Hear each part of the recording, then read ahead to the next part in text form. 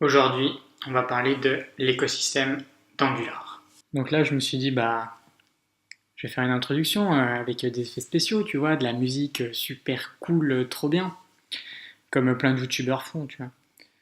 Le truc, c'est que je sais pas, non, je suis pas trop inspiré. Du coup, je vais faire des intros comme ça, tu vois, qui ne servent à rien, qui sont total à l'arrache.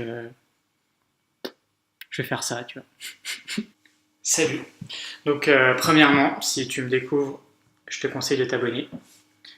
Et si tu veux devenir une machine en front, lâche un pouce bleu. Donc je sais, ça fait assez longtemps que j'ai pas posté de vidéo. Enfin, assez longtemps, tout est relatif, hein, ça fait 2 semaines, 3 semaines. Mais comme tu peux le voir, j'étais en plein déménagement. Et qui dit déménagement dit faut monter des meubles. Et vu qu'en plus c'est au quatrième, sans ascenseur, je te laisse imaginer le bordel. Bref, c'est pas le sujet. Donc aujourd'hui, on va parler de l'écosystème d'Angular. Alors en fait, j'ai fait une conf sur ce sujet, ça a beaucoup intéressé. Du coup, je me suis dit, tiens, je vais te le partager sur YouTube. Ça va. Il y a de fortes chances en tout cas que ça t'intéresse, quoi. Donc attends, je me suis fait une petite liste pour pas oublier des trucs, ce serait un peu con. Alors ouais, donc le premier truc que je voudrais parler, c'est bien sûr Angular CLI. Donc qu'est-ce que c'est Angular CLI? C'est un outil en fait qui est fourni par Google, donc par le framework Angular et Google, et qui va te permettre d'exécuter tout un tas de commandes en fait pour créer des projets, créer des composants, créer des services. Enfin, tu peux faire plein de trucs avec. En plus, ça va te donner une architecture en fait de base. Et tu as juste à taper une commande, boum, tu as toute l'architecture de ton projet. Comme ça, t'es direct, t'es pas embêté. Tout est déjà configuré pour toi et tout. Et ça te permet, après, tu peux compiler ton projet, tu peux lancer des tests unitaires, tu peux faire à peu près tout ce que tu veux. Donc je vais pas, alors oui, je vais aborder différents sujets, mais je vais pas rentrer vraiment dans les détails parce que ça, en fait, c'est une introduction si tu veux, et après on fera des vidéos pour chaque sujet, donc Angular CLI, VS Code, etc., etc. Et on rentrera dans le détail, je te montrerai des exemples de code, enfin, ça va être super clair et là c'est vraiment une introduction en fait pour te présenter les différents outils et que tu puisses aussi aller voir si vraiment tu es trop curieux et que tu peux pas attendre les vidéos, et tu vas direct voir, je te mettrai éventuellement des liens dans la description. Donc oui, pour revenir à Angular CLI, donc c'est un outil, je te disais, pour créer des composants, etc., qui sont avec les bonnes guidelines, qui sont tout bien en fait. Et t'as pas besoin de te prendre la tête. Donc on verra ces commandes. Ensuite, le deuxième truc que je voudrais te parler, c'est l'IDE VS Code. Donc, bien sûr, je te dis pas utilise VS Code absolument, quoique un peu. Mais tu peux utiliser bien sûr d'autres IDE. Mais VS Code en ce moment, c'est. Moi je vois pas mieux en fait, parce que tu as plein de plugins qui te permettent de coder avec Angular, donc avec des raccourcis. Tu as des plugins pour tout ce que tu veux, pour les tests unitaires, pour le TypeScript, le TSLint, enfin plein de plugins de code review, tout ce que tu as envie, de raccourcis. Il est aussi super rapide et super léger, quoi. Donc franchement, moi je te le conseille. Donc on verra tous ces plugins, les meilleurs plugins que je te recommande. Comment configurer un environnement à partir de VS, enfin comment configurer un environnement autour de VS Code pour développer Angular de manière optimisée, quoi, et que tu gagnes beaucoup de temps. Donc ensuite on va aborder un peu tout ce qui est thème. Donc là en fait tu as deux thèmes principaux, enfin moi j'en vois deux. Donc tu as tout ce qui va être matériel et tu as tout ce qui va être bootstrap. Alors là, de quoi on va parler? En fait, donc tu dois sûrement connaître bootstrap et matériel. Donc si tu connais pas, pareil, on fera des vidéos sur l'un et sur l'autre avec déjà les exemples sans le framework Angular et avec le framework Angular. En fait, c'est au niveau du design. Donc Bootstrap, tu as des composants en fait, qui sont déjà créés pour utiliser des composants type Bootstrap. Et tu as juste à les appeler en fait comme si tu crées un composant custo, sauf que là tu l'appelles parce qu'il existe déjà. Et tu as plein d'options, donc tu n'as pas besoin de t'embêter en fait. Donc on verra ça, donc Bootstrap. Et ensuite, tu as matériel aussi. Donc là, c'est l'autre type de design. Donc c'est pareil en fait. Et en plus, c'est dev par Google. Angular, Google, tout ça. Voilà. Mais ouais, t'as pareil avec matériel, donc t'as juste à appeler ta balise, entre guillemets, et ça appelle ton composant matériel, et t'as pas besoin de te faire chier, quoi. Et ensuite, je voudrais rajouter un troisième truc, c'est un truc qui s'appelle ngPrime. Parce qu'en fait, dans matériel et dans Bootstrap, bon, maintenant, t'as beaucoup plus de composants, mais faut savoir qu'avant, il y en avait beaucoup moins, du coup. Surtout quand t'étais en Angular 2. Bon, on reviendra dessus, mais moi, j'ai vraiment pleuré, hein, parce que j'utilisais Bootstrap avec Angular 2. Bref, j'ai pleuré. Maintenant, c'est plus le cas. Avec 4, 5, 6, c'est bon, t'es tranquille. Mais ouais, donc du coup, ngPrime, voilà. C'est vraiment une lib de composants où tu as beaucoup de composants différents de tout ce que tu veux. Et du coup, tu peux mettre un thème par-dessus. Donc tu peux utiliser le composant et le thème, si par exemple tu as un composant que tu veux utiliser que tu n'as pas dans la lib Bootstrap ou la lib matériel, hop, tu utilises ngPrime parce que c'est quasiment sûr qu'il y est. Et tu le design soit en Bootstrap, soit en matériel. On reviendra dessus, tu vois, ça va être super clair. Alors ensuite, ouais, je voudrais te parler de tout ce qui est mobile. Donc moi, je connaissais beaucoup Ionic, surtout parce que je l'ai utilisé avec AngularJS, donc Angular 1. Un X, hein. Bon, bref. Et après, il y a Ionic 2.3 qui est sorti. Franchement, c'était pas mal. Mais dernièrement, là, j'ai vraiment tout testé sur NativeScript. Franchement, c'est vraiment bien, quoi. Et on reviendra sur les deux là, donc sur Ionic, si tu veux faire des applis mobiles. Donc tu as Ionic, NativeScript, pour le moment. Donc Ionic, c'est vraiment pas mal. Et NativeScript, franchement, j'ai testé, ça en vaut du jour aussi. Hein. Tu peux tester plus facilement et tout aussi. Enfin, on reviendra dessus, tu vas voir, on va faire des petits exemples d'applis mobiles, tout ça. On va s'éclater, tu vas voir, ça va être trop bien. Alors ensuite, ouais, on sort un peu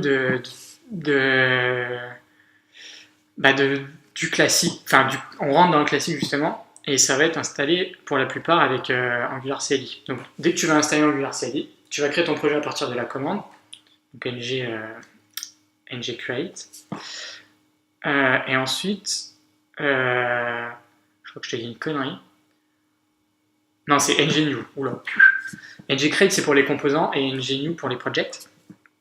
Donc tu vas créer ton projet.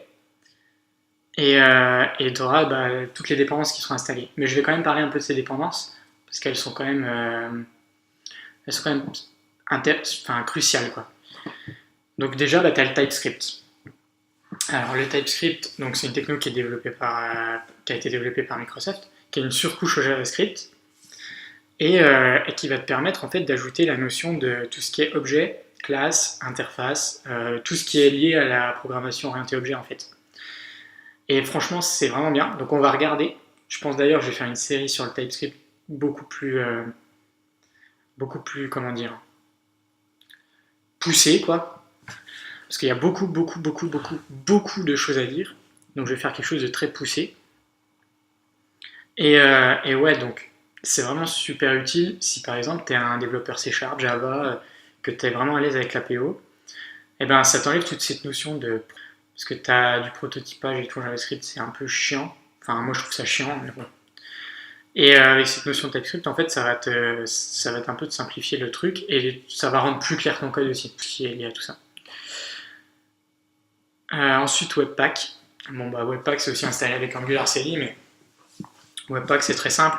C'est un outil qui va te permettre de compiler ton TypeScript en JavaScript ES5 ou ES5, ouais. Tout simplement parce qu'en fait, tes navigateurs ne comprennent pas le TypeScript. Le TypeScript, c'est un langage qui est fait pour que tu codes avec, si tu veux. Donc, il ne va pas comprendre, en fait. Que ce soit IE ou les autres. Hein. Parce que IE, bon, mais que ce soit IE, Chrome, tout ce que tu veux, il ne va pas comprendre le TypeScript. Du coup, il va être obligé d'avoir quelque chose qu'il comprend forcément. Sinon, ton API, elle ne marche pas. Donc, vu qu'il comprend le JavaScript ES5, ce qui va se passer, c'est que ton Webpack, il va être configuré pour prendre ton TypeScript, tes fichiers TypeScript, hop, et il va les compiler en JavaScript ES5 pour que tes navigateurs comprennent. Donc là, tu as tout un tas de configs que tu peux modifier. Bon, la config de base de Angular CLI est vraiment simple et efficace, mais je vais te montrer un peu aussi comment modifier tout ça. Et pour les plus anciens du web, ça ressemble un peu à Grunt ou Gulp. C'est ce qu'on avait, Gulp ou Gulp, je sais pas. J'ai déjà entendu les deux, hein. Moi je dis Gulp. Donc Grunt et Gulp. Et on va voir en fait là, un peu les différences entre les trois, parce qu'il y en a quand même, hein, et surtout au niveau de la config. Ah oui, alors. Ensuite, un autre point que je voulais aborder, c'est tout ce qui est test unitaire. Donc là, c'est pareil, c'est installé avec Angular CLI, tu configures ça. Mais on va voir comment optimiser, écrire ces tests unitaires. Parce que, bon, bah, c'est souvent délaissé, il faut quand même se le dire.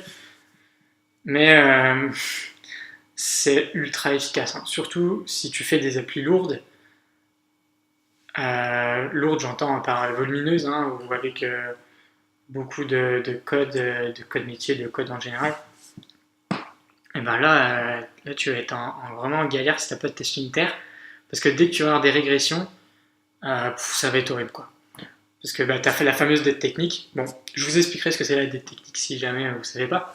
Mais en gros, pour simplifier, à un moment donné, dans ton projet, si tu n'as pas de test unitaire pour te dire attention, là, tu as cassé un truc, ce qui va se passer, c'est que tu vas avoir un bug, tu vas le modifier, mais en fait, tu vas créer deux bugs. Tu vois, tu vas corriger un bug, et de l'autre côté, boum, t'en crées deux. Mais tu les vois pas. Du coup, tu les vois plus tard, tu les vois dans 2 mois. Et qu'est-ce qui se passe dans 2 mois? Tu dis, oh tiens, j'ai un autre bug. Et là, tu le corriges, sauf que tu crées 3 bugs en plus, en corrigeant ça, parce que tu pètes des trucs, tu vois. Voilà, tu te dis, ok, je suis super fort, je vais jamais faire de bugs et tout. Mais ça n'existe pas, ça. Ça n'existe pas, même si t'es super fort, non. Tu vas voir que ça va péter, ça va être horrible, après ton appli elle est foutue, quoi. Et elle est immaintenable, du coup, hein, tu peux plus rien faire en fait. À un moment, tu as tellement de bugs, tu vas tellement te submerger de bugs que tu pourras plus rien faire. Et justement, les tests unitaires, ils sont là pour te dire, hop, tu corriges un truc, sauf que tu crées 2 bugs, sauf que tu lances tes tests unitaires, et tes tests unitaires, ils vont dire, mais t'as créé 2 bugs en fait, tu t'as pété 2 fonctions, tu vois. Et là, tu vas dire, ah oui, c'est vrai. Et du coup, tu vas remodifier ton code légèrement pour que tes tests unitaires ils passent et que t'as plus de régression. Et donc, c'est super utile. Bref, j'ai fait voilà, je suis déjà parti en couille. Je voulais faire un petit topo sur Karma, tu vois. Et je suis parti en couille, je t'ai expliqué tests unitaires, des techniques et tout. Bon, oublie. Tu veux écrire des tests unitaires, c'est super, enfin, c'est simple. Il faut utiliser Karma et Jasmine. Enfin, moi, je te le conseille. Et on verra ça aussi, comment écrire ces tests unitaires, écrire des tests unitaires efficacement, comment utiliser Karma, Jasmine de manière efficace. Voilà, on verra ça.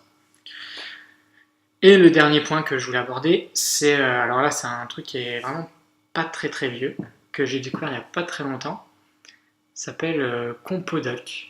Alors Compodoc c'est quoi? C'est une lib, mais juste j'étais impressionné par le truc, quoi. Alors là, je l'ai testé, j'ai fait, ah ouais, ok. Eh ben, je suis content. Je t'explique pourquoi.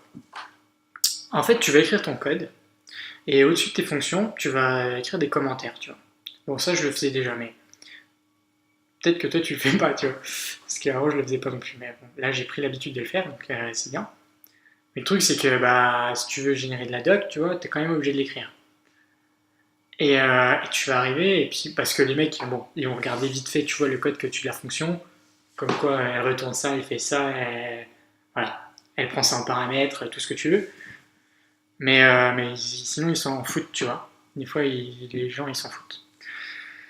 Et du coup, ce qui est bien avec ce truc, c'est que tu vas écrire sous un certain format, en fait, au-dessus de tes fonctions, qu'est-ce que ça fait, tout. Tu vas commenter dans un certain format. Tu vas lancer une commande, et là, il va te créer un site, un peu comme un .io, tu sais, dans GitHub. Et il va te générer genre une doc, mais franchement, j'ai rien à dire, quoi. Genre, t'as des schémas qui t'expliquent les classes, machin, les composants, ils interagissent comme ça ensemble et tout. Franchement, moi, je trouve ça vraiment parfait, quoi. Parce que la doc, en plus, franchement, moi, je trouve ça chiant, hein, perso. Je sais pas si toi aussi. Mais en général, la doc, ouais. T'arrives enfin, tu codes ton truc tranquille. Déjà, t'arrives au test unitaire parce que vas-y, ça me saoule. Bon, tu fais quand même tes tests unitaires, sauf si t'es en TDD, tu les fais avant. T'écris, machin. Et puis après t'arrives à la doc et là, tu fais. Non, j'ai pas envie. là, là, franchement, là, je suis plus motivé, quoi. Je crois que je vais aller me coucher. Je crois que c'est mort. Je vais aller regarder un match de la Coupe du Monde, parce que c'est la Coupe du Monde en ce moment. Mais ouais, non, tu te dis non. Et en fait, là, t'as juste à prendre un peu l'habitude d'écrire des commentaires. Si tu l'as pas déjà, hein, bien sûr. Tu lances une commande et bon, il crée ton truc tout bien. Et là, du coup, t'es content de chez content. Donc voilà, on va faire différentes vidéos pour expliquer tout ça. Donc, je reprends. Alors, un premier truc, Angular CLI. Donc là, c'est l'outil vraiment crucial. Hein. On va pas...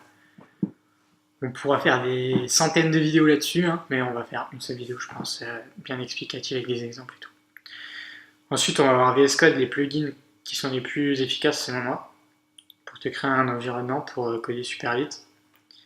Ensuite, on a les différents thèmes. Donc on va voir un matériel, on va faire peut-être une petite appli et tout sur matériel. En fait, ce que j'avais prévu, c'est prendre une vidéo de 30 minutes max, quoi. Bon, 45 minutes max. Et puis on va prendre matériel, on va faire une appli dessus. Je te dis pas le thème de l'appli, bien sûr, tu verras. Donc on va prendre matériel, on va faire une appli dessus. On va faire la même appli avec Bootstrap. On va tester. On va voir c'est quoi le plus rapide, ou le mieux écrit, ou je sais pas, on verra. J'ai déjà la réponse, mais bon. Ensuite, on va faire un peu du JPrime. Donc la même appli, donc une appli assez simple, assez vraiment jolie et tout. Et on va tester Native Script. Donc je vais t'expliquer un peu comment ça marche. Et Ionic. Et c'est pareil, on va voir les différences. Et voilà, donc ça va être cool. Ensuite, TypeScript, je vais faire plusieurs vidéos, je pense, parce que il y a trop de trucs. Ou alors, je ferai une vidéo d'intro, pareil, 30-45 minutes, qui explique plein de trucs sur TypeScript, enfin, des trucs vraiment de base que tu es obligé de savoir, enfin, obligé de savoir. Tu es obligé de rien, hein, mais qui sont vraiment cruciales de savoir, je pense. Ensuite, Webpack, bon, bah là, on verra les configs. Bon, là, ce sera moins long. Donc, comme j'ai dit, on va faire Gulp, Grunt, Webpack. On va regarder un peu les différences, on va voir, quoi. Mais pareil, là, ça va être de la config, quoi. Et de l'optimisation. Karma, Jasmine, pareil, on va regarder les tests unitaires. Donc, vraiment aussi les choses les plus importantes pour faire des tests unitaires. Qu'est-ce que tu dois tester en priorité, comment, on va voir tout ça. Et puis après, je te ferai une petite démo de Compodoc. Encore une fois, je suis trop content que ces trucs sortent, parce que franchement, la doc, moi, je peux pas, quoi, tu vois. Et du coup, ouais, on va faire une démo de ça. Je vais te montrer un peu comment ça marche, puis l'efficacité du truc, quoi. Donc voilà. Voilà pour tout ça. Donc ça va amener une suite de vidéos je pense, qui vont être vraiment sympas, qui vont amener donc des vidéos de 30 minutes, je pense. 45 minutes vraiment pour les sujets les plus violents. Sinon 30 minutes, 20 minutes, enfin entre 20 et 45 on va dire, parce qu'il faut quand même dire des trucs, tu vois. Et puis voilà, quoi, ça va faire vraiment une bonne base. Et puis comme ça, si tu as envie de revenir sur telle vidéo ou telle vidéo, oh tiens, je sais plus comment Webpack ça marche, hop, tu vas sur la vidéo Webpack, tu regardes. Puis tu as les trucs de base, au moins. Et puis pour le reste, ce sera un peu des tutos, et puis tu auras pareil des trucs de base aussi, tu pourras revenir dessus plus facilement. Donc ouais, voilà. Je pense que ça va être sympa. Puis on va faire des applis aussi, parce que dans les commentaires, dans les par email et tout, on m'avait dit ouais, franchement c'est vraiment bien tes vidéos sur les tutos, Angular d'ailleurs. C'est vraiment sympa et tout. Mais on veut faire des applis, tu vois. Du coup j'ai fait bon ok, c'est bon. On va faire des petites applis, tout ça, histoire de te faire des trucs un peu plus cool. Un peu plus cool quoi. Parce que là j'étais parti en mode je vais détailler et tout. Franchement c'est bien, vous m'avez bien encouragé. Je suis content, hein, merci beaucoup. Et là ouais on va faire des trucs, des petites applis et tout de 30 minutes, ça va être sympa. Et ben voilà, cette vidéo elle touche à sa fin, donc vous avez une grosse vision d'ensemble de l'écosystème d'Angular. Donc on va voir le mobile, je me répète un peu, mais mobile TypeScript, test unitaire, Angular CLI, comment générer des docs, on va voir plein de trucs. Génial. Donc ouais, comme ça vous aurez vraiment le top des bases, quoi. Donc voilà pour cette vidéo. Donc comme d'habitude, eh ben partagez la vidéo bien sûr, parce que ça aide la chaîne, ça aide les gens. Et puis bah c'est votre chaîne aussi, hein. Donc si vous partagez, vous aimez, vous commentez surtout, commentez ça c'est super bien parce que franchement bah vous donnez des bonnes idées. Bon, essayez de commenter un petit peu plus plutôt que m'envoyer des mails, parce que des fois j'ai 15 000 mails et je vois pas des fois. Alors c'est un peu con quoi, je vous réponds pas et tout, c'est un peu chiant. Du coup n'hésitez pas à commenter, je réponds à tous les commentaires sur YouTube. Et puis ça me donne des idées et tout, et comme ça je peux vraiment faire des vidéos qui vous plaisent et qui vous apportent de la valeur en fait, et qui vous permettent de monter votre niveau, en tout cas sur Angular, celui que je maîtrise, au niveau, un des niveaux les plus élevés. Et puis en plus, c'est un framework qui est super intéressant en ce moment, quoi. Je veux dire, bah, il est demandé, hein, il est beaucoup demandé. Bon, pas autant que React, mais il est beaucoup demandé. Du coup, c'est une compétence qui est super intéressante, je pense. Donc voilà. Et puis, pour la petite anecdote, hein, donc le petit t-shirt de la Coupe du Monde, Olivier Tom, hein. Bon, ça a béni un peu mon enfance. Le terrain courbé tellement qu'il était long, ça c'était vraiment c'était vraiment marrant quoi. Les retours acrobatiques avec les deux frères là. Ouais, bon allez, je m'arrête là parce que là ça va partir en sucette. Bon allez, je te dis salut à la prochaine vidéo, hein. Salut.